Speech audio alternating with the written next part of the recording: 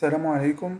Aujourd'hui, nous allons faire la correction de la série numéro 5, intitulée pH des mélanges et titrage acido-basique. Donc, on commence par l'exo 1, déterminer le pH du mélange des solutions suivantes. Donc, la première, nous avons un mélange de HNO3 plus HClO4. Donc, 60 millilitres de HNO3 à 6 fois 10 moins 2 mol par litre et 90 cm3 ou 90 millilitres de HClO4 à 4,5 fois 10 moins 3 mol par litre. Qu'est-ce qu'on remarque ici? On remarque que c'est un mélange de deux acides forts. Comment on reconnaît un acide fort et un acide faible? Donc, dans un exercice en général, si nous avons un acide faible, on nous donne le pKa ou on demande de calculer son pKa. Parce que c'est un acide faiblement dissocié, donc il a le pKa. Mais vu que ici nous n'avons pas de pKa dans un, donc ce sont deux acides forts. Alors comment calculer le pH pour deux acides forts? Tout simplement en appliquant la loi que nous avons étudiée dans le chapitre 2. pH est égal à moins log C1 plus C2. Alors, C1 plus C2. Quand on mélange 60 millilitres de ce produit avec 90 millilitres de ce produit-là, qu'est-ce qui va se passer? Est-ce que les concentrations vont rester les mêmes? Non. Les concentrations vont être diluées. C'est-à-dire, si nous avons dans la première solution 6 fois 10 puissance moins 2 mol par litre de HNO3, donc ce HNO3, si on mélange 60 millilitres avec 90 millilitres de HClO4, cette concentration va être diluée. En même temps, cette concentration aussi va être diluée. Donc, on va calculer la concentration finale de HNO3 et la concentration finale du HClO4. Donc, par exemple, on a un bécher, on mélange 60 millilitres de HNO3 et 90 millilitres de HClO4. Le volume final va être 90 plus 60, donc 150 millilitres. Dans ces 150 millilitres, nous avons une nouvelle concentration de HNO3 et une nouvelle concentration de HClO4. Alors, pour appliquer cette loi, moins log C1 plus C2, nous devons calculer la concentration finale de HNO3 et la concentration finale de HClO4. D'accord? Pour ce faire, nous allons appliquer la loi de dilution. Donc, on commence par la concentration finale de HNO3. CHNO3 fois VI, donc c'est l'initial bien sûr, est égal à CHNO3 final fois V total. Le V total, c'est le V final. J'ai écrit VT pour que vous compreniez que c'est 90 millilitres plus les 60 millilitres. C'est ça le volume final du bécher après mélange des deux solutions ensemble. Donc, on va remplacer par les données concentration de HNO3 fois le volume de HNO3 est égal à concentration de HNO3 finale fois le volume final. Et on va avoir la concentration finale du HNO3 est égale à 0,024. De la même manière, nous allons calculer la concentration de HClO4. Donc, c'est la même chose. On remplace juste le HNO3 par HClO4. Et bien sûr, ici, c'est son volume initial du HClO4. Ici, le volume initial du HNO3, c'est 60. Le volume initial du HClO4, c'est 90 millilitres. Donc, concentration finale de HClO4, c'est la même chose qu'ici. Ici, nous avons mis la concentration de HNO3 initiale. Ici, on va mettre la concentration de HClO4 initiale fois 90. Les 90, n'oublions pas que c'est le volume initial du HClO4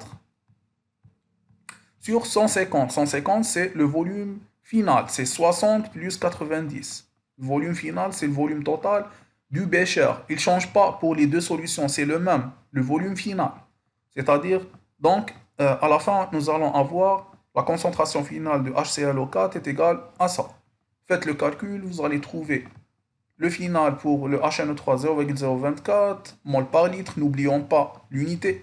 Et le final pour HClO4, c'est 0,027 mol par litre. Maintenant, il reste juste d'appliquer cette loi, tout bêtement. Donc, pH est égal moins log la première concentration plus la deuxième concentration. Donc, c'est la concentration finale de HNO3 plus la concentration finale de HClO4 est égal à 1,29. Nous remarquons ici que le pH est très fort parce que nous avons deux solutions d'acide fort. Maintenant, passons à la deuxième question. Ici, nous avons le HCl et le H2SO4. Le HCl, c'est un acide fort. Le H2SO4, c'est un diacide. Donc, c'est un polyacide fort. Il faut savoir que le H2SO4, la loi pour calculer le pH juste du H2SO4, non pas du mélange HCl plus H2SO4. Le H2SO4, c'est un diacide. Il faut savoir qu'il a deux protons. Donc, la première acidité, lors de la première acidité, il va perdre juste un seul proton. Et la deuxième acidité, il va perdre le deuxième proton.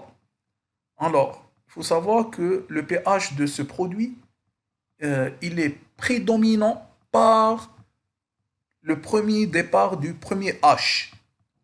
Donc, la loi pour calculer le pH du H2SO4, c'est moins log C. D'accord? Il ne faut pas se compliquer la vie.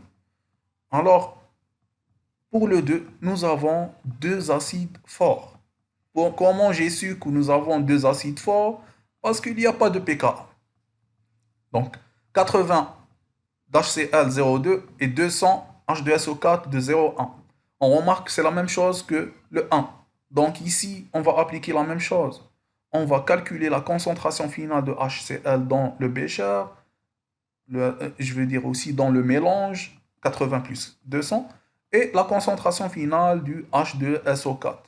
Donc, le calcul va se faire de la manière suivante. Deux acides forts, CF1 et CF2. Le F1 c'est HCl, F2 c'est H2SO4. Donc, volume fois concentration sur volume total. Volume fois concentration sur volume total.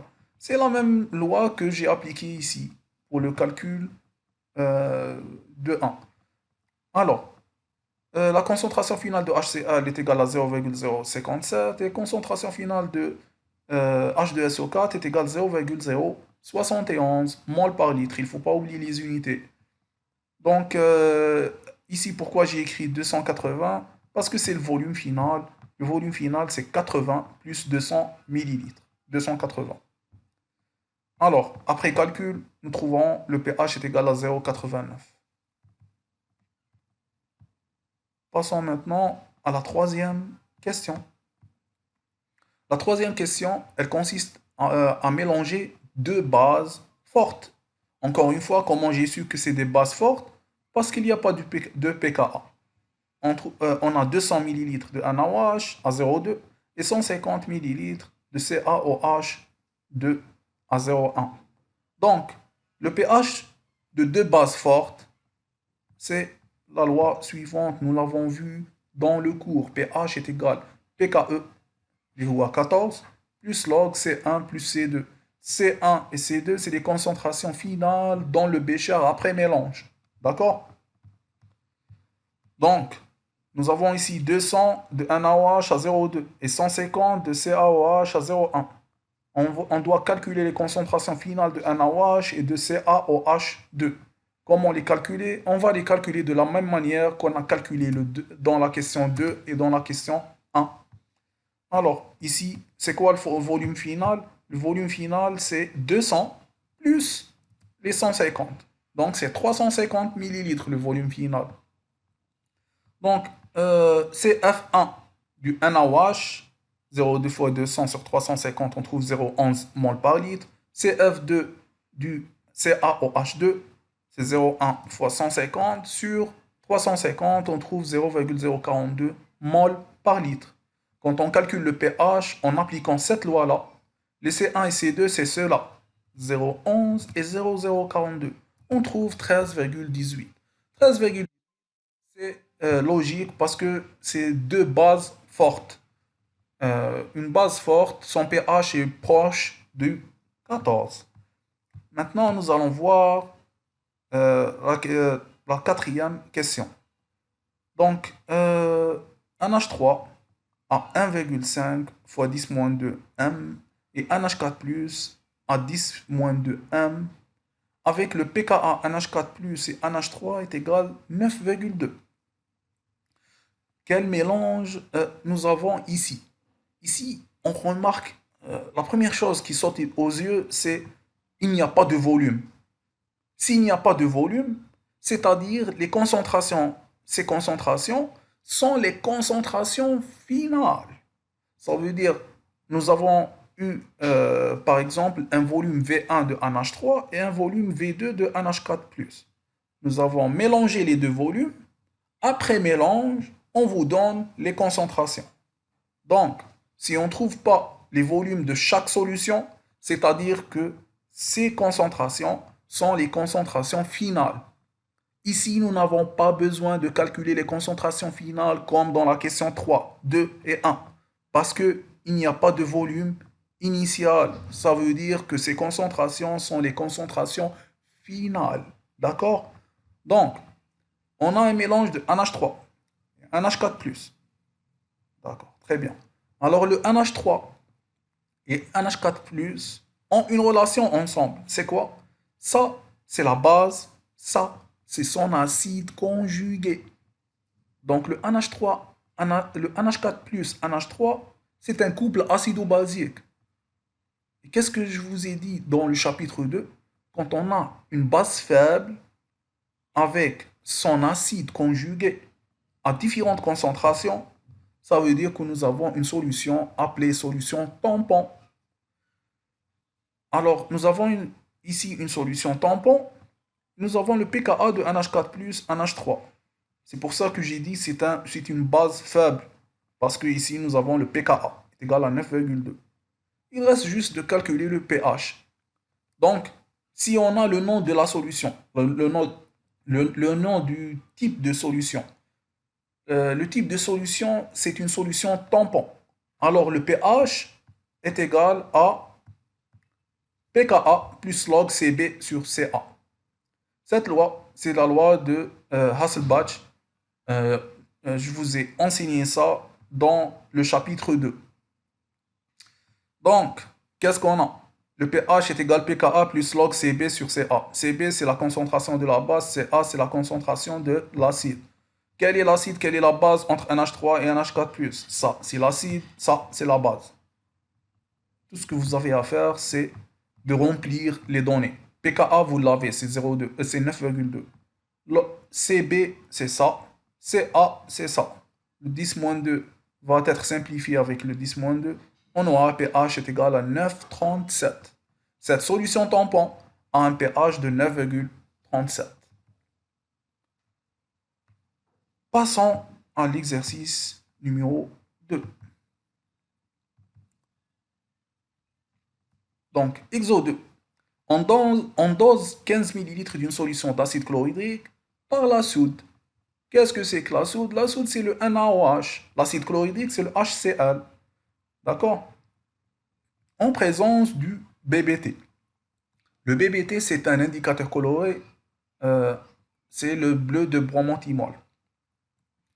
Le virage de l'indicateur se produit pour un volume de base de 9 ml. Relions ceci. Le virage de l'indicateur, ça veut dire le changement de couleur de l'indicateur coloré. Donc, si on a l'acide en bas, l'acide va avoir une couleur jaune. Le virage de l'indicateur, la couleur va passer du jaune au bleu. Quand elle passe au bleu, elle passe dans quel volume? Pour le volume de base. Donc, pour le volume de NaOH est égal à 9 ml. Donc, si on verse un total de 9 ml de NaOH, nous allons voir le changement de couleur du jaune vers le bleu. Changement de couleur du BBT. Alors, ce volume-là comment on va l'appeler? On va l'appeler volume équivalent parce que il indique le point d'équivalent à partir duquel la couleur de l'indicateur coloré change. D'accord? Calculer le pH de la solution titrée et la solution titrante. Alors, on a dit on va titrer du HCl par le NaOH. Relions l'exercice. On dose 15 ml d'acide chlorhydrique par la soude. Ça veut dire que l'acide chlorhydrique, on le met dans le bécher ou dans l'Erlenmeyer ou dans le récipient en bas. Et le NaOH, on va le mettre dans la burette. D'accord? Ça, c'est la solution titrée. Ça, c'est la solution titrante. Ou on peut aussi l'appeler, ça, c'est la solution dosée. Ça, c'est la solution dosante. Donc, il faut retenir ceci. Écrivez, s'il vous plaît, pour ne pas confondre les deux solutions. Je m'attends je bien attendre. Calculer le pH de la solution titrée et la solution titrante. Donc, ici, qu'est-ce qu'on nous demande? On nous demande de calculer le pH de cette solution et le pH de cette solution. Nous n'avons pas encore commencé le titrage, notre titrage. Donc, si on n'a pas commencé le titrage, ces deux solutions, on ne les a pas encore mélangées. Donc, Hadi, c'est une solution seule et ça, c'est une solution seule. On prend la première solution, c'est du HCl. HCl, c'est un acide fort. Alors, le pH est égal à moins log C. Ça, c'est du NaOH. Donc, NaOH, c'est une base forte, alors son pH est égal à 14 plus log C. 14, c'est le pKe aussi. D'accord? Voilà, on va calculer le pH des deux solutions. La première solution, nous avons juste son volume. Nous n'avons pas sa concentration. Mais ça, c'est un dosage. D'accord? Donc, on peut calculer sa concentration à partir de ce dosage. D'accord? Après dosage, au volume équivalent, qu'est-ce qu'on a? On a NHCl est égal à NaOH. Le N, c'est la quantité de matière. Ça veut dire CV acide est égal à CV base. Donc, Ca fois Va est égal à Cb fois Vb. Mais le Vb, c'est le volume équivalent. D'accord? Alors, ça, c'est en ce qui concerne le HCl. Mais en ce qui concerne le NaOH, nous avons sa concentration. Donc, on peut calculer directement son pH. pH est égal à 14 plus log 0,1 est égal à 13.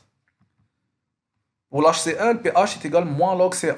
Nous devons calculer tout d'abord la concentration A. Au point équivalent, CaVA est égal à CbVb. Avec Vb est égal à V équivalent. Ca est égal à 0,1 fois 9 sur 15. Juste dans cette relation, remplacée par les données que vous avez. Va, c'est 15 ml, Cb, c'est 0,1 et Vb, c'est le volume équivalent, est égal à 9 ml. Voilà. Vous trouverez 0,06 m, c'est-à-dire mol par litre. Et de là, on peut calculer le pH. pH est égal à moins log 0,06 est égal à 1,22. D'accord?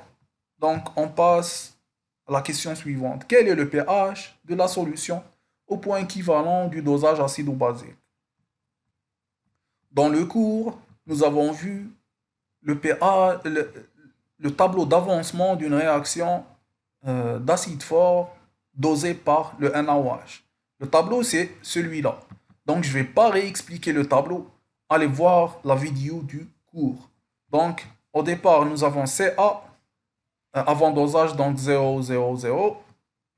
AT entre 0 et T équivalent, nous avons CaVA moins CbVb sur le volume total. Le NaOH, c'est 0. Le NaCl, c'est BVB sur volume total. Vous allez trouver exactement le même tableau dans le cours. D'accord? Allez voir les vidéos du cours. C'est le même tableau que j'ai expliqué dans le cours. Je ne vais pas réexpliquer le tableau ici. Alors, le volume total, c'est toujours VA plus VB. Donc, à partir de ce tableau-là, AT est égal à 0, nous avons concentration HCl, ici 0, 0, 0. AT compris entre 0 et T équivalent, nous avons une concentration de HCl qui va diminuer, ça ne va pas rester Ca. 0 de NaOH parce qu'il a complètement réagi avec HCl. Et le NaCl, nous avons CbVb sur Vt. Ça plus ça donne du NaCl. Donc, quand on mélange tant de NaOH avec HCl, on aura la même concentration, CbVb sur Vt. Alors, à T équivalent, nous avons 0 HCl et 0 NaOH dans le bécher. Il ne faut pas oublier que ce tableau d'avancement, c'est dans le bécher. Alors, pourquoi? Parce que le HCl et le NaOH ont complètement réagi ensemble. Il ne reste plus de HCl et de NaOH dans le bécher. Qu'est-ce qu'il reste? Il reste du NaCl. Et qu'est-ce qu'on nous demande ici? On nous demande de calculer le pH de la solution au point équivalent. Alors, pour répondre à cette question, vous n'avez pas à écrire tout ce tableau. Tout ce que vous avez à faire, c'est d'écrire la réaction et de dire à T équivalent, nous avons 0 de HCl, 0 de NaOH et CbV équivalent sur Vt' de NaCl. Et dire aussi c'est quoi Vt'? Vt' c'est Va plus Vb', tout en sachant que Vb' c'est le volume équivalent parce qu'on est à T équivalent. Alors, à T équivalent, nous avons quoi? Une concentration juste de NaCl. Le NaCl, c'est quoi? C'est un sel. Le sel n'intervient pas dans le pH. Donc, nous avons de l'eau mélangée à un sel. Le pH, c'est le pH de l'eau. Quel est le pH de l'eau? Le pH de l'eau, c'est égal à 7. Ici, vous n'avez aucun calcul à faire. Vous dites tout simplement que le pH est égal à 7 parce que nous avons juste la concentration du NaCl. Voilà.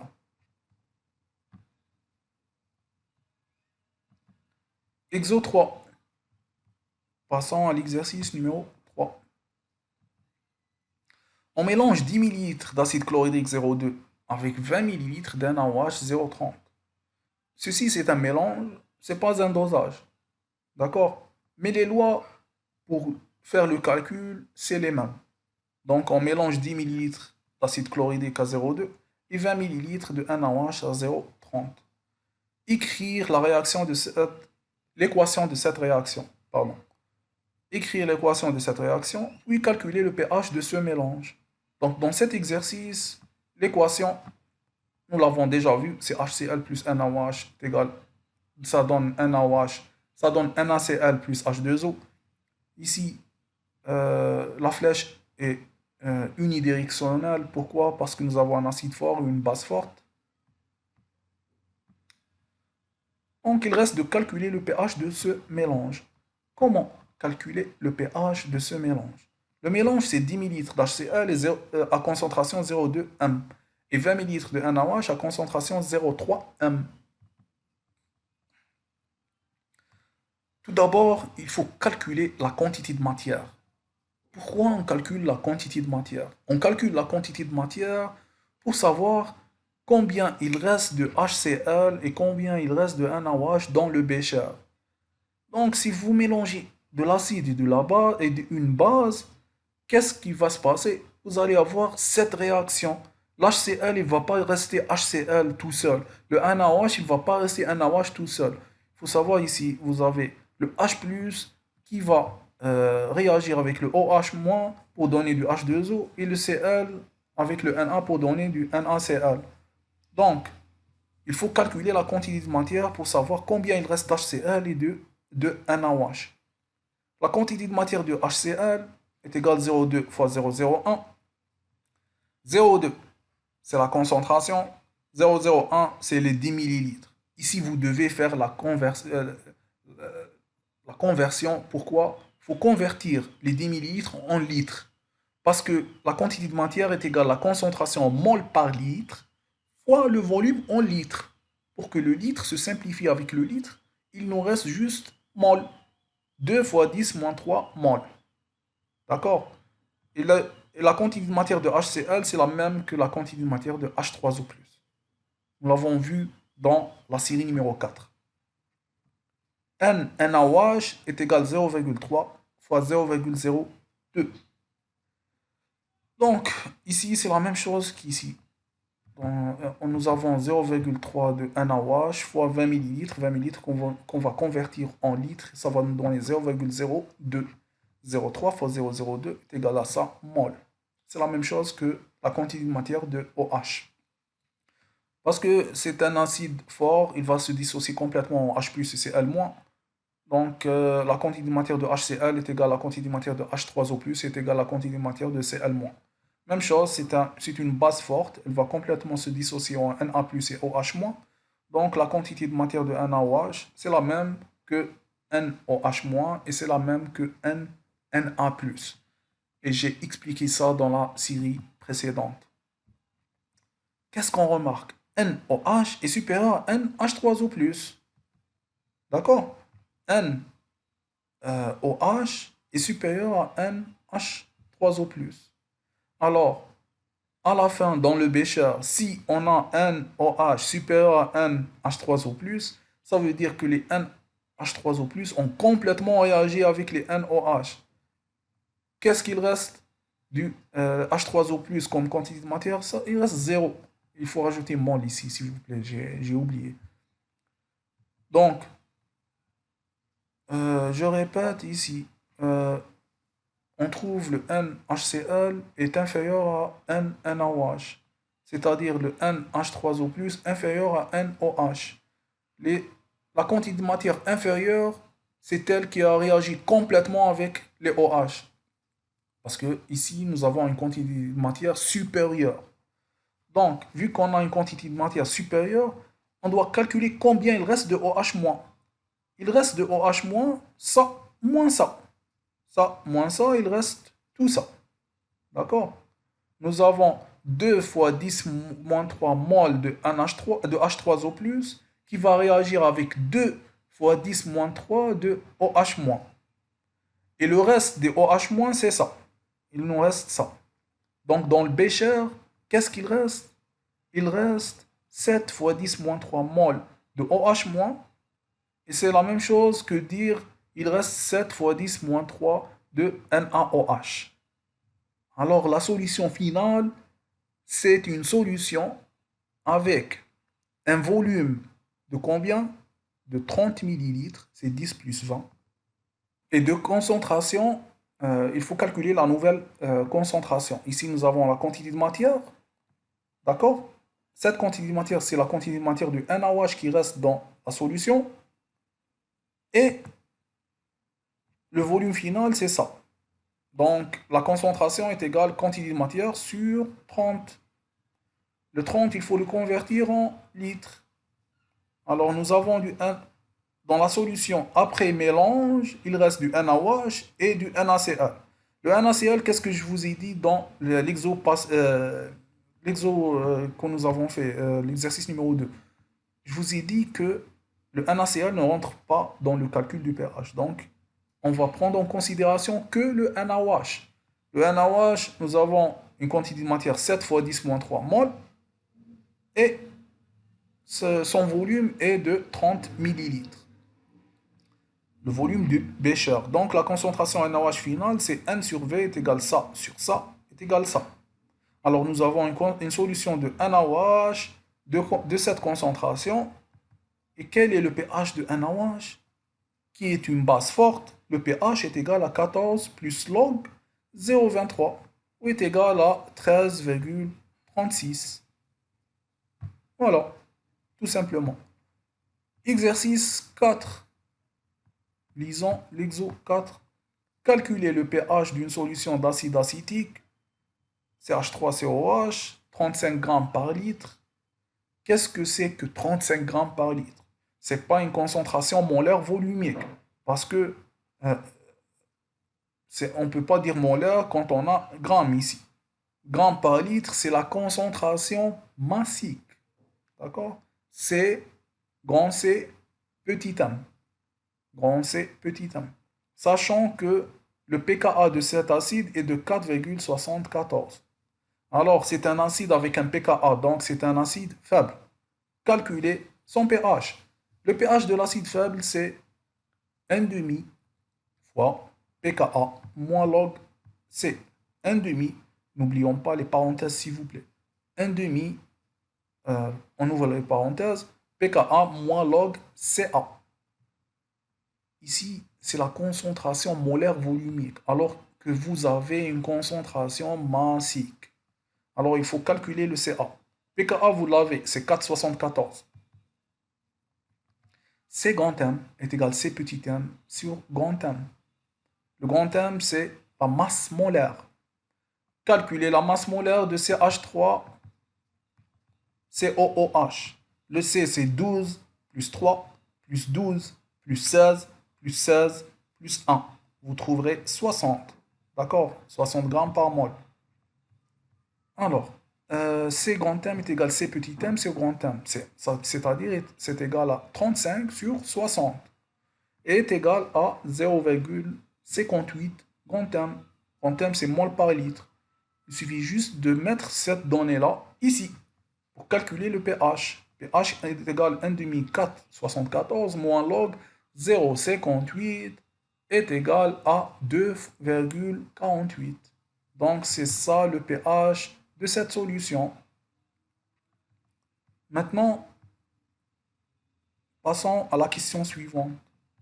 La question suivante dit que quel est le volume de l'acide sulfurique 1,8 m mol par litre. Donc cet acide sulfurique, nous avons sa concentration. On nous demande quel est le volume nécessaire donc, pour la préparation d'une solution d'1 litre ayant le même pH que la solution d'acide acétique précédente.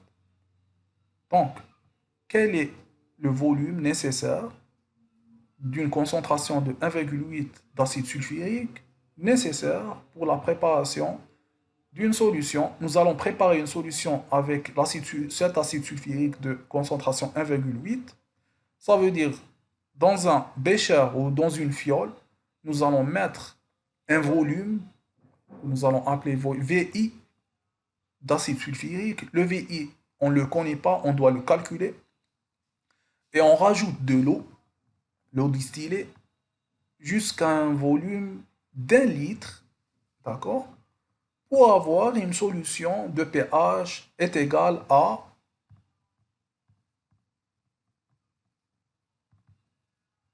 2,48. D'accord? Avoir le même pH que la solution d'acide acétique précédent. Le pH de cet acide-là, nous l'avons calculé, c'est 2,48.